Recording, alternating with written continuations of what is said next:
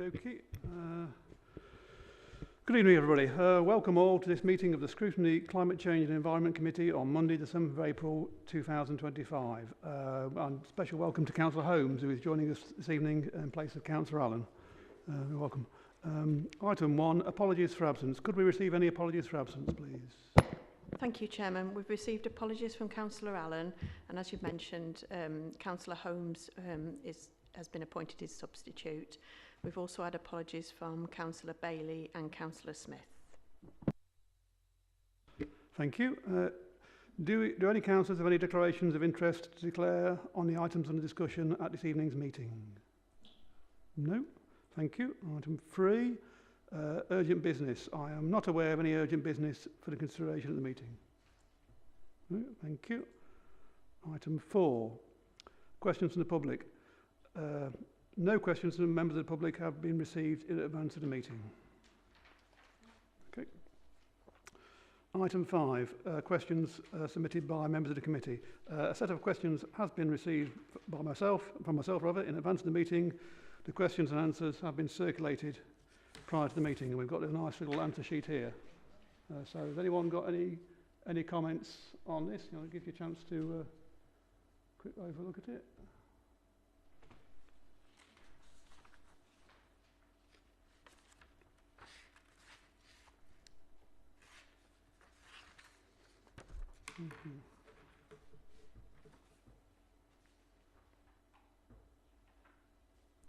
For the people online who don't know, these are questions about the bulky waste collection service.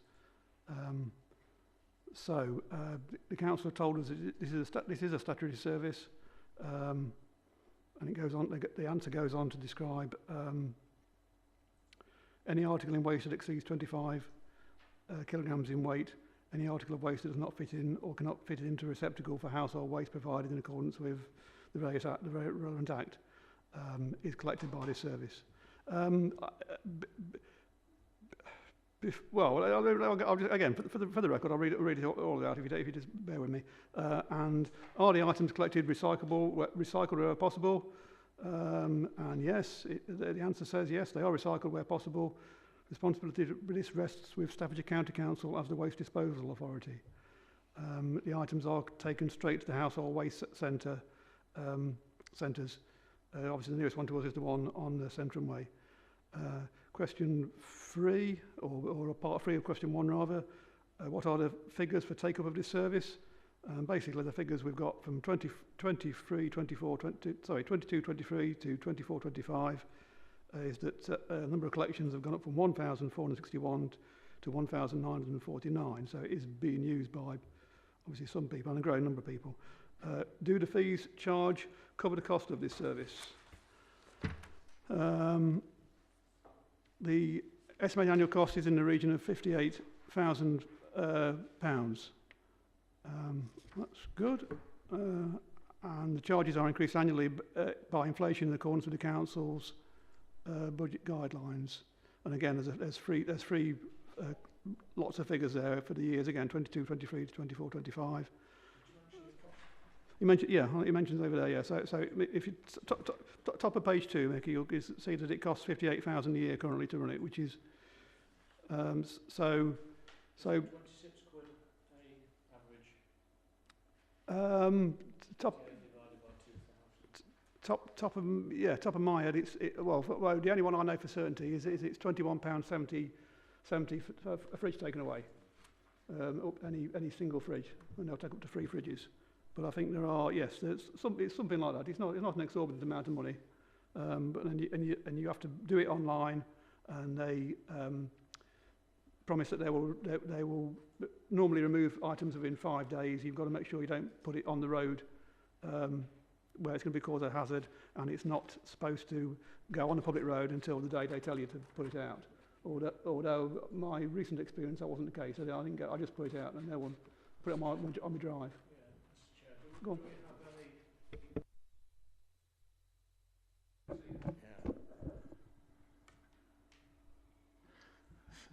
Do we have any facts or data on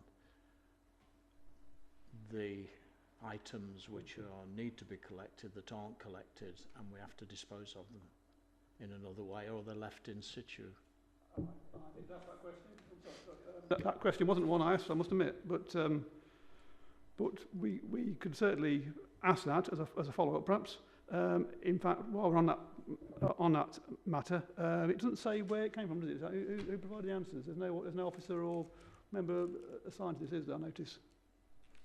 Thank you, James. So yeah, just to clarify, the core information was provided by the environment manager, who's the responsible manager for the service. That's been reviewed by the responsible chief officer and agreed with the deputy leader as well, the cabinet member, I should say. It's Paul Farrer, the environment manager.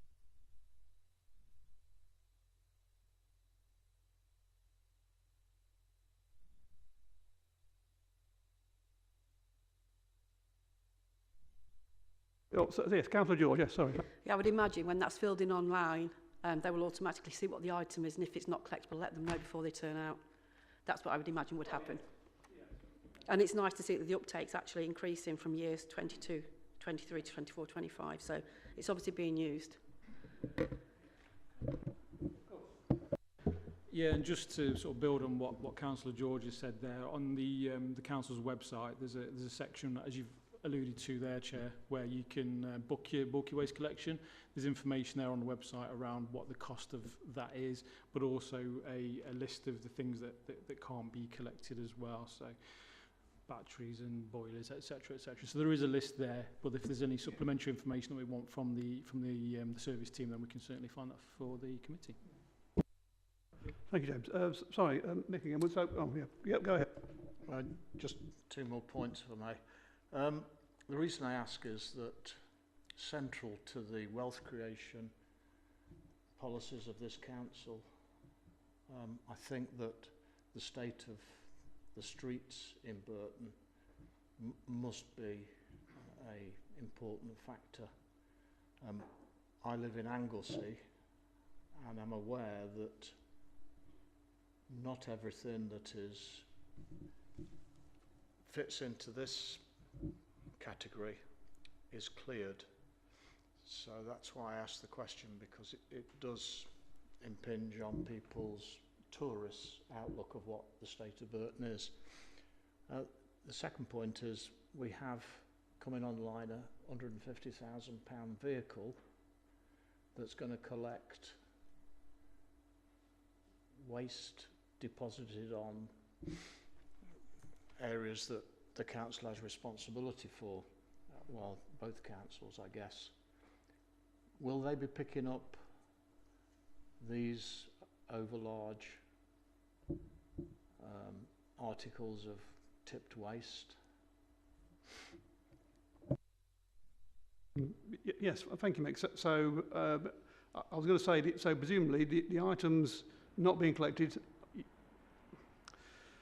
the items that aren't collected, data. Sorry again. We want to know what items are not collected, which is on the yes, it's on the website. But does that answer your question, or were you thinking of things that have been left anyway out there? That's what I was going to want to ask you. Really, things that have been left anyway. Obviously, we've got to know. I mean, have people ordered the service, or have just dumped it there? And so the second question is, we're having a new vehicle for fly tipping. Is that going to collect stuff? I suppose I would imagine the council have two vehicles, or either it's either going out to collect something it knows about, or it's going out to look for things that it doesn't know about. I don't know if that's if it's the same vehicle, but I suppose that's up to them, isn't it? But certainly we can clarify those points with Paul Farrer, can't we? I can write to him again about that, if that's okay. Sorry, Councillor George, yes. I should imagine on your first item that'll be people putting things out, just assuming they're being collected and not actually booking it on site, and might be the cost as well. My impetus for asking these questions was that certainly where I live, I'm in Hollingdale outwards, and me and the dog walk around, and we do find a lot of stuff left out there. We find fridges that have been left for the Iron Man, because the Iron Man comes around at the weekends, scrap iron, and people obviously don't know, or maybe they're just trying to chance it, I don't know. We find other things out there, and in fact, it's a while ago now, but I did approach Sharon Walker about doing a poster campaign for in particular related to fridges, the hazards of fridges, because obviously you don't want to know so many people.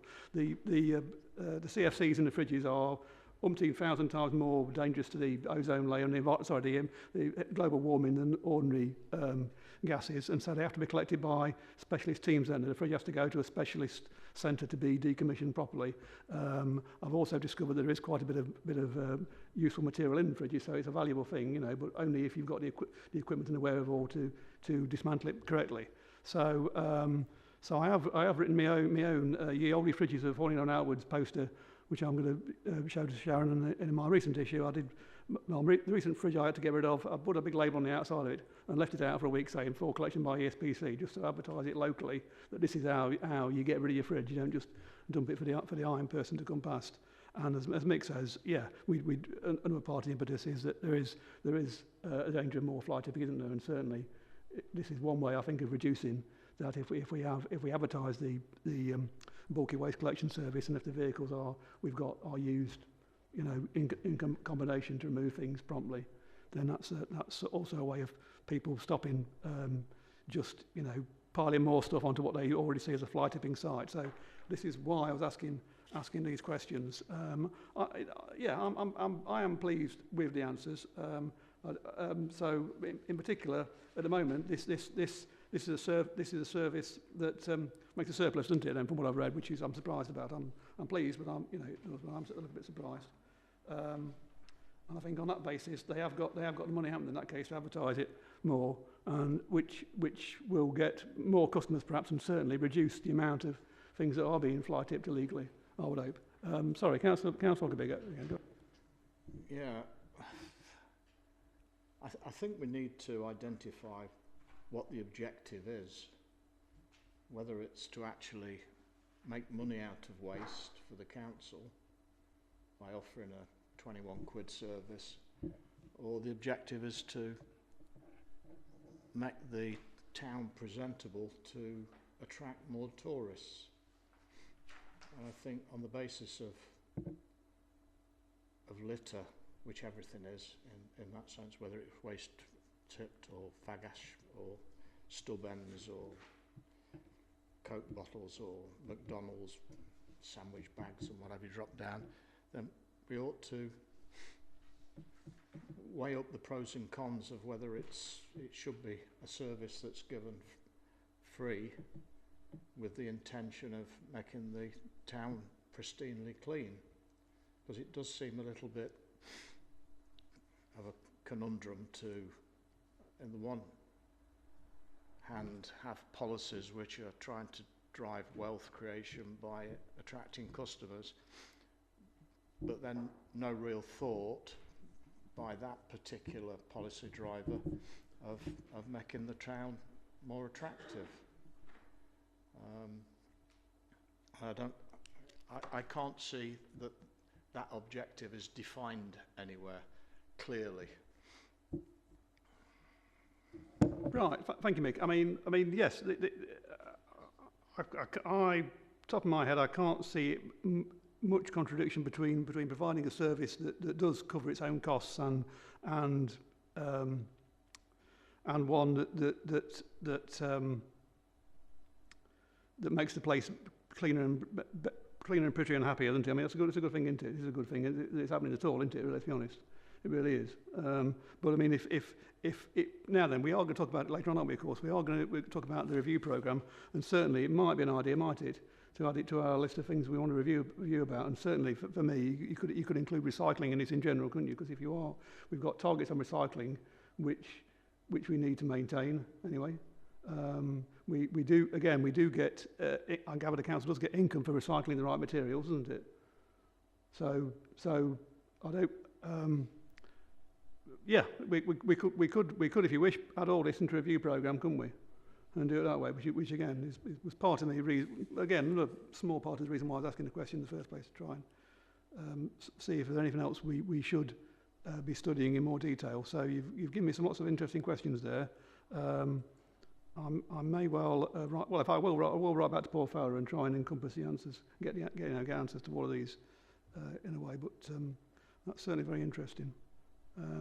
Anybody else have got anything they'd like to say about this at this point? Have we done that to death now? Do you think? Yeah. Okay. Thank you, ladies and gentlemen. That's been interesting for me. Thank you very much. I will do the best for that. Thank you. Right then. So, what else was I going to say about that? What cost? Yeah, good. So, item number 6 now. Public minutes of the previous meeting. Public minutes of the previous meeting held on the 13th of January. Right. I propose the approval of the public minutes of the previous meeting. Do I have a seconder? Councillor George, thank you. We will now go to the vote. All those for? These are the ones that you chaired, Nick, yes, the 13th, yeah. Oh, I beg your pardon. Do you want to read them a bit first? You want to study them again? Quick, yeah. I assume you've read them before we came, sorry. Go on, tell us.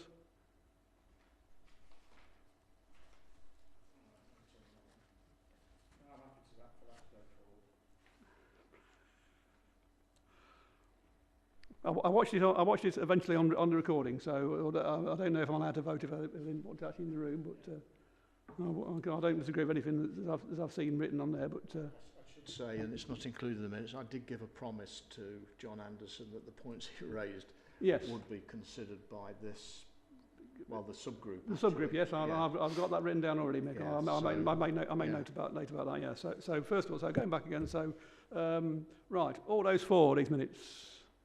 1, 2, 3. Any against? Any abstentions? I'm going to abstain as well. Yeah, because I only saw. Yeah, obviously I didn't see the private minutes. Right, thank you. And as you quite right say, Mick, there was you did have a good conversation with Mr. Anderson about his petition, and I think that the answers to that relate directly to the review programme we're doing into the brown bin subscription charge. So we need to remember that. I've got it written down already, but thank you for reminding me. Item 7, and by chance, here we go, Scrutiny Review Programme. I now invite James Abbott, the Corporate Services Manager, to give us an update on the Scrutiny Review Programme. Thank you, James. Thanks, Chair. So the purpose of this item this evening is really just to provide an update on where we are with the programme of ongoing review topics that the committee had previously agreed. But also, as you've alluded to consider what might be next for the committee to review moving forward as well. But firstly, I suppose I think you're probably already aware, but the Community Engagement Mechanism's final report that the committee had signed off previously, that was presented by the Chair to the Cabinet meeting back in February. So that work is now, of course, complete in terms of the review itself. As you know, we also have 2 other reviews ongoing, so that's the impact of garden waste subscriptions on climate change, as well as the Healthy Homes Initiative work. So, as we've mentioned before, we've got 2 nominated support officers assisting members with those reviews, and it seems like there's some progress on both of those. So in terms of garden waste, the subscription service has been live for a little while now, so the research officer is going to be able to access some insight from that initial period. That will help understand the potential impacts that the subgroup are looking into, and be able to weave that into the draft report. I think the officer is also in the process of organising a meet-up now with the subcommittee members as well to discuss that progress, with a view that hopefully the draft report can be completed by the end of this month. I think that's the intention. And in terms of the Healthy Homes review, there's been a conversation with the service manager on that one as well, through the research officer. Obviously there's an information gathering piece ongoing with that one as well. But the support officer has also booked in an online meeting with colleagues from the council's planning department, because there's some aspects around future proofing, etc., that the committee or the subgroup wanted to pick up. And then also then we'll be meeting as a subgroup to sort of consider those initial findings, really. So it's similar to the waste review, that they're getting very close to being able to finalise that draft report, hopefully within the next month or 6 weeks, all being well. So I think with that in mind, likely that at the next meeting we'll be in a position to sign those 2 reviews off, although the next formal committee is currently scheduled to be the end of June, so you'll be able to see that from the agenda later on this evening. But depending on how those reviews go over the next few weeks, it might be worth considering whether there's any value in an additional meeting sometime between now and then, so maybe late May or early June to agree those reports. So I think, you know, probably be worth myself and Andrea liaising with yourself, Chair, and the committee as well. As I say, dependent on the progress of those two reviews over the next few weeks, but I understand from the offices they're getting very close. But then I suppose perhaps the main point to consider in the agenda is, on this item of the agenda, is what the committee would like to add to the work programme as well, what we want to look at next. At this point, I always, you know, like to sort of highlight the resources that are there that we can potentially use to consider what other reviews we might want to look at.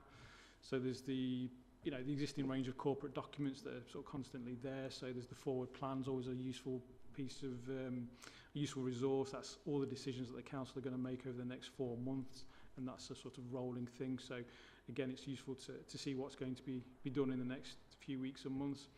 Similarly, the budget and the corporate plan have recently been approved through full council in February and March respectively. Again, good resources for considering what we might want to look at. It details what the organisation is hoping to achieve over the next 12 months. So, and of course, any other ideas that you might have from your day-to-day role as councillors as well.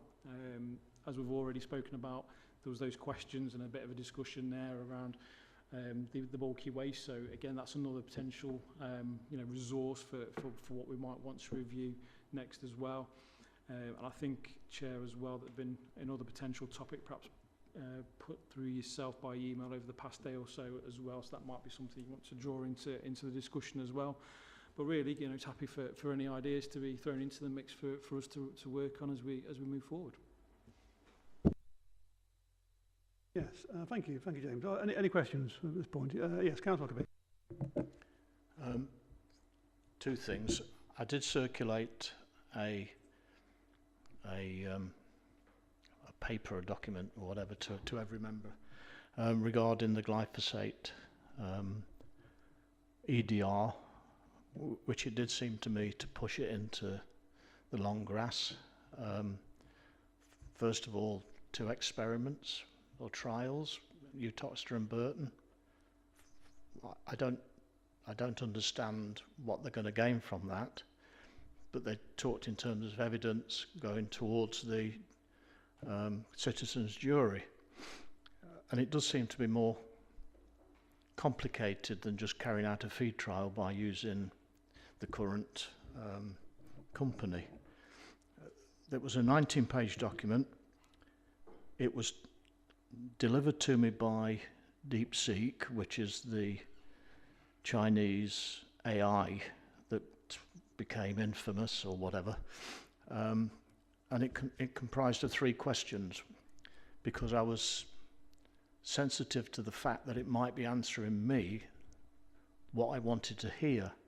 So I took a for and against, and then asked it to, on the weight of the balance that it was given, to make its mind up as to where that balance fell. And you'll know that it fell in favour of being cautious and taking the safe route out of it, which seemed to be in opposition to the speech made by the cabinet member at the full council on the 17th of March. I didn't fully understand some of his comments. He said that there was false comments coming round that it was banned. I don't know. He never said.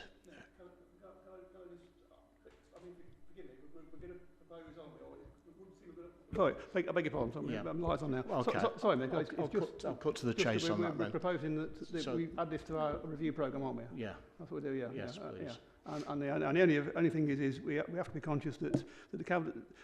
Well, first of all, I don't actually remember an EDR on it. It seems I've gone past it. Perhaps I don't know. But I mean, the decision was made in private, wasn't it? That's the thing. So we can perhaps discuss it more a bit later on in the meeting, perhaps. Yeah. Or certainly we can certainly add it as an agenda item for the next meeting, can't we? When everyone has had a chance to read the documents that are available, because I appreciate for some people this might be relatively new information perhaps, and you might want to read up on the stuff that you've said, and certainly the deep sea thing is very interesting. I've read it, I find it interesting. Well, I did get it to give all its references and citations so that people could look at the evidence and where it came from. The other point is decarbonisation, whereby the council deems it important to get its own house in order by decarbonising 4 particular buildings, which are the town hall, the brew house, the cemetery and the market hall, and they're going to spend £10 million over 15 years on that and save 385 tonnes a year. The same money spent on decarbonising the single brick properties, terraced house, brewery workers properties in Burton. I think they're mainly in Burton. There might be a couple in Uttoxeter. For the same money would do 1,500 houses and save 10, 15, 20 times the carbon. So what I'm questioning is the sense of the priorities that we apply when we're in such a state with regard to decarbonisation or global warming, especially now Trump's been elected. So could we add that one to the list as well? Right, forgive me. I mean, yes, we can add as many things to the list as you like, as long as we have people to fill the review committees. We can do as many as you like. But we did talk, didn't we, about perhaps adding that aspect into the Healthy Homes review, didn't we? Because that's a relevant point. So we could certainly do that. If you want to do more on it, maybe might I suggest we add something, those thoughts or that analysis into the Healthy Homes review, and then perhaps consider doing further work after that, perhaps. I mean, you know, just so we've got, you know, we're not going back onto other things. Yeah, go on. I agree with you, Mr. Chairman. The only complication there is that Healthy Homes seems to focus on just rented property. It might grow, but I think the money that's been allocated by the government in grant for us to pursue an analysis of the situation is restricted to just rental properties. And rental properties in the areas I'm talking about is a small amount of the issue. What we're talking about here is it money well spent? So there's technical, this committee's technical reasons for looking at it, because it saves carbon going into the atmosphere. There's also an argument that it should be value for money scrutiny that looks at it as well. But I don't know, because I'm not on that one. Yeah, well, I think that's all very reasonable. I think we could certainly talk to some extent, even a small extent, during the Healthy Homes review about the value of decarbonising people's properties, which is part of the Healthy Homes thing anyway, isn't it? You know, if you're more insulated, more efficient, more you know, more heat in the summer. Sorry, more heat in the winter and cooler in the summer. You know, you're going to be healthier, aren't you? Which is fairly obvious. And should we be doing it? Should we perhaps be using whatever funds we may have from elsewhere to add to the Healthy Homes project? I can't see what's wrong with that. But certainly, if we want to do our own separate one as well after that, then there's no reason why we shouldn't do. Yeah, as James said, I was thinking that the bulky waste and recycling thing could be another project.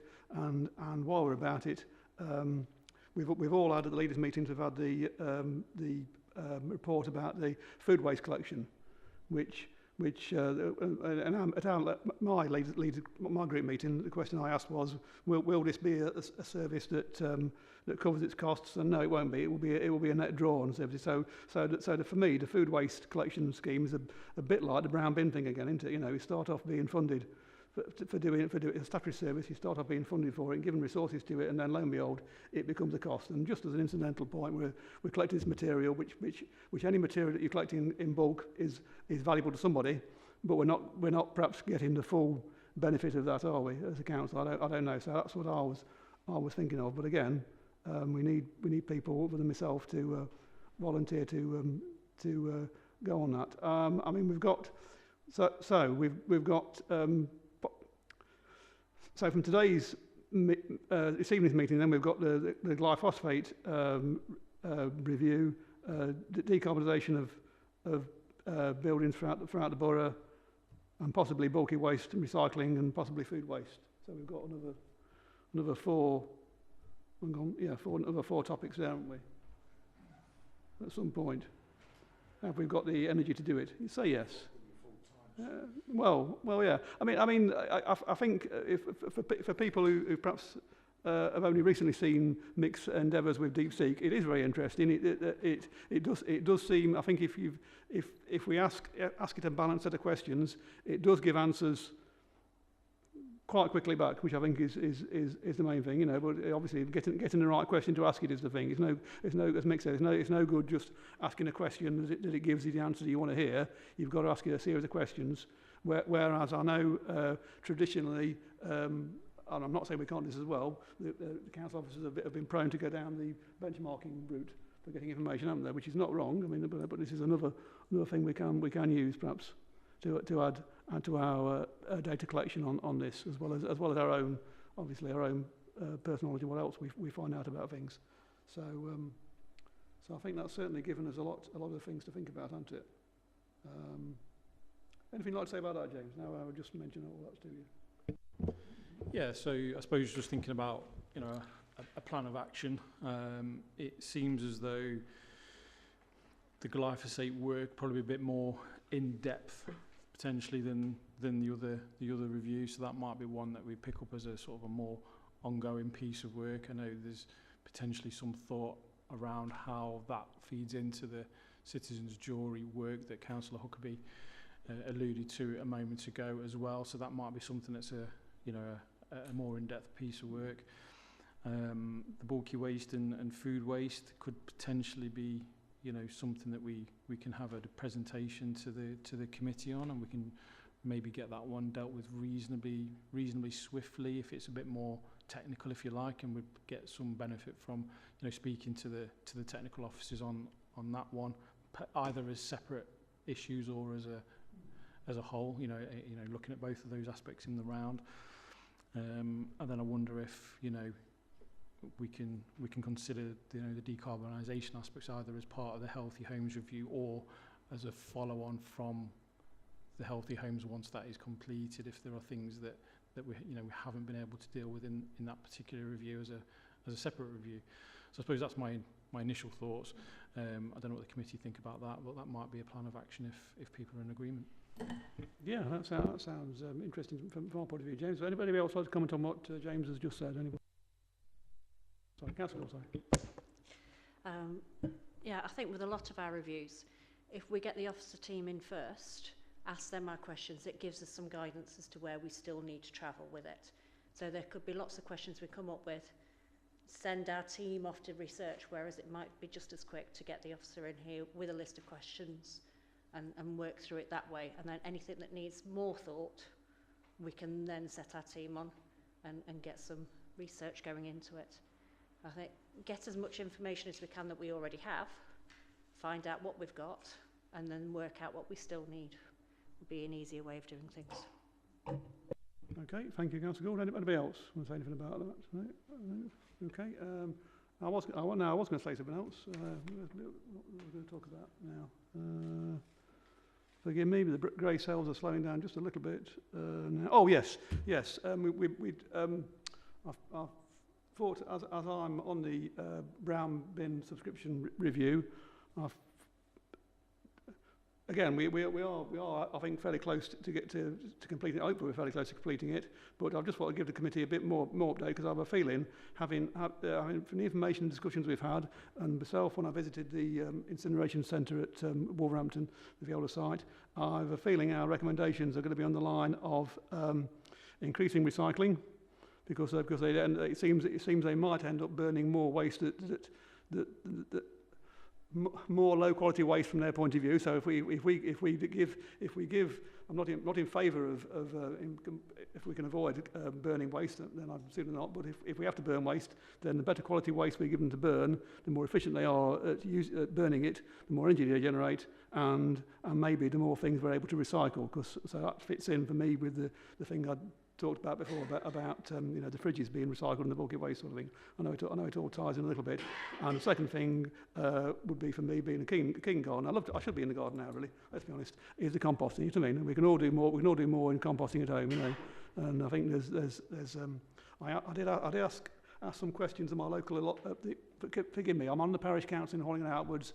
I asked the allotment committees for their thoughts about a scheme which I know has been done elsewhere before, where local residents are invited to bring material for composting direct to allotments, and they were sort of for and against it. I think on balance, I think they were against it, really, let's be honest. They thought they would without, if it was very well controlled, they would end up being a dumping ground for lots of other things.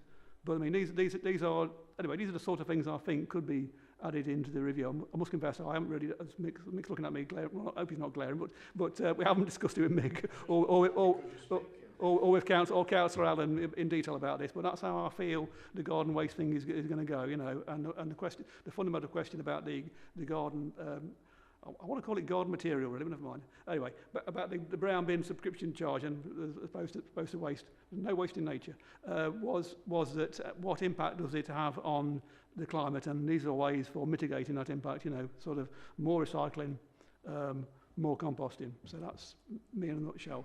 And after that, I think I've got nothing else to say on this particular issue, unless anybody else wants to say anything about what I've just said.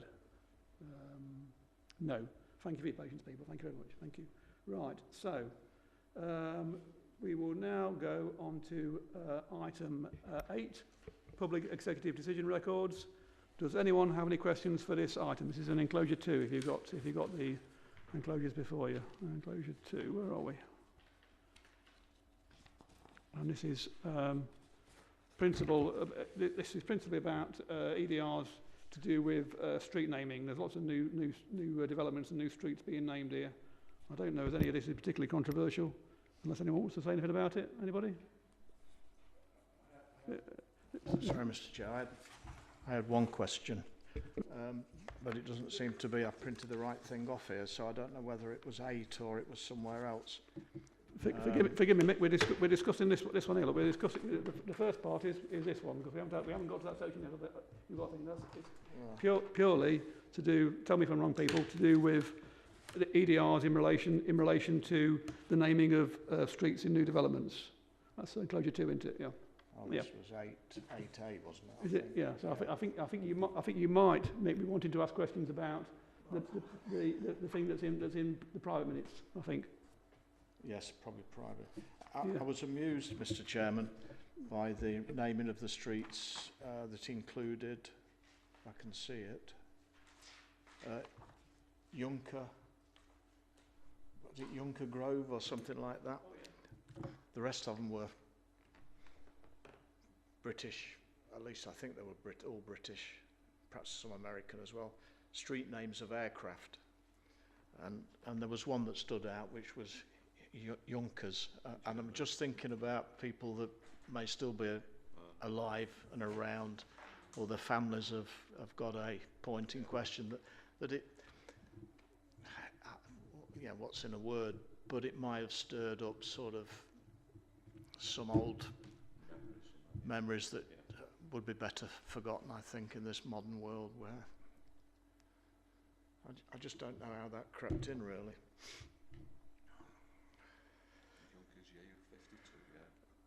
I don't want to sound as though I'm a nationalist, by the way. I hate nationalism.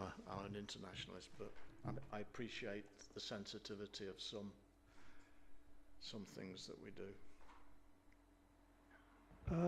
Thank you, Mick. I must confess I hadn't noticed that myself. Which one was that? Is that the first one, is it? The top one? It's not on that sheet, I don't think. Isn't it? No. That's I've only got the one sheet in front of me. I've only got the bottom anyway. Did it? Yeah. Oh, I've only got the one in front of me.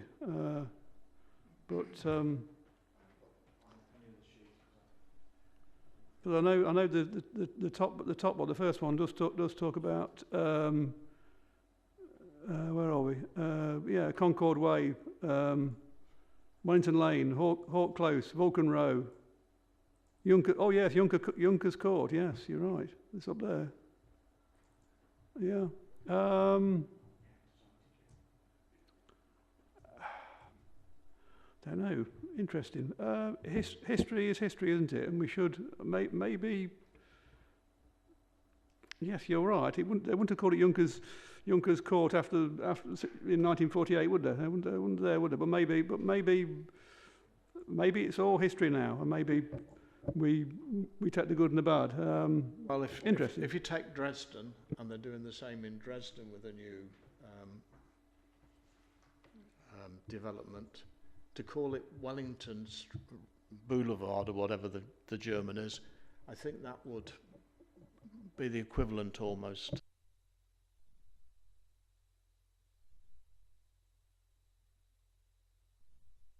There's only me old enough to remember. Oh, and Dennis Fletcher, of course.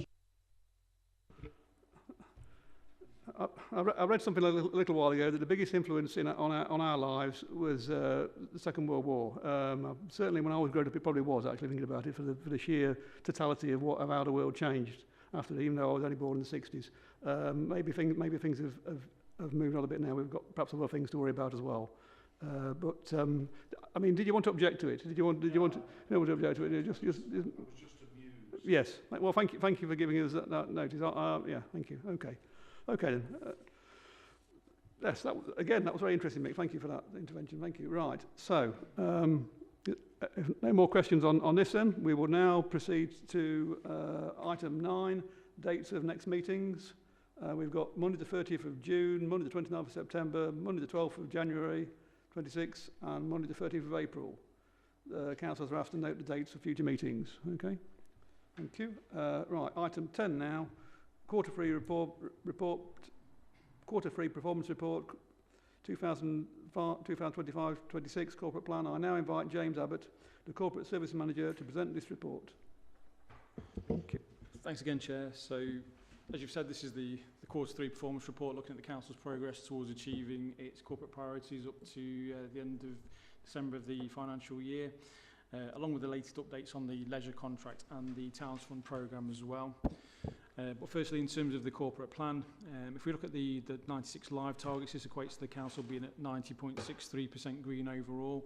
It's just 2.08% amber, and then just 7.29% red as well, using the usual, defined traffic light style system of ratings. That small number of red and amber targets I've mentioned, they're detailed in the tables that you can see on pages 9 through to 12 of the main report. They just include some narrative to provide the context around the situation with each of those indicators. But full detail on all the indicators is included in Appendix 1, which is attached to the report. The report also goes on to provide information on the performance of the leisure operating contract, as well as the Towns Fund programme. So the leisure information you can see in section 6 of the report, and then the Towns Fund programme there in section 7 of the report, just to provide updates on the 4 projects in the Towns Fund programme as well. Of course, there's further detail on both of those aspects in the other 2 appendices that we'll see later on in the agenda this evening as well. So that's just a very high-level summary of the report, but we're of course happy to take any questions away that the committee might have. Thank you, James. Any questions for James? Yes, Councillor Huckabee, yes. Waste collection. Because we're moving to a subscription charge for garden waste collection, the amount that we're collecting has dropped from, in bin terms, 21,000 bins have been subscribed against probably somewhere around 50,000 initially put out to houses. Not all of those will be full, but it does mean that there is a drop-off of waste. And is this being reflected in the figures we're going to receive? Because I think this is probably too early into the programme, isn't it? Yeah, so just to clarify, this is up to the end of Q3, so it's the period up to 31st of December. I think the subscription charge came into force in January, so we'll see the any potential impacts in the next report. Okay, happy mate. Any further questions? Go.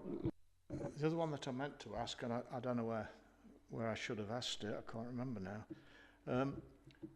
was that the original canal towpath budget approved by the government was £500,000. On the latest figures, we've spent almost £2 million. Now, it must have been reported at some point in time as to what the changes are that have taken place that have caused it to escalate 4 times its original budget.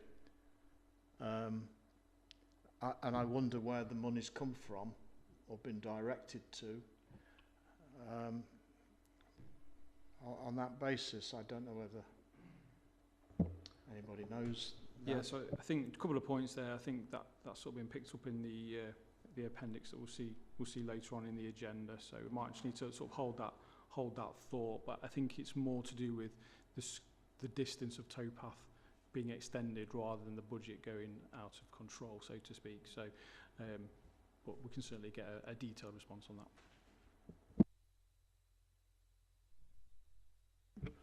Okay, thank you people. Thank you, James. Where are we? Lost my space now. We're now on. Oops. Sorry, lost my pages.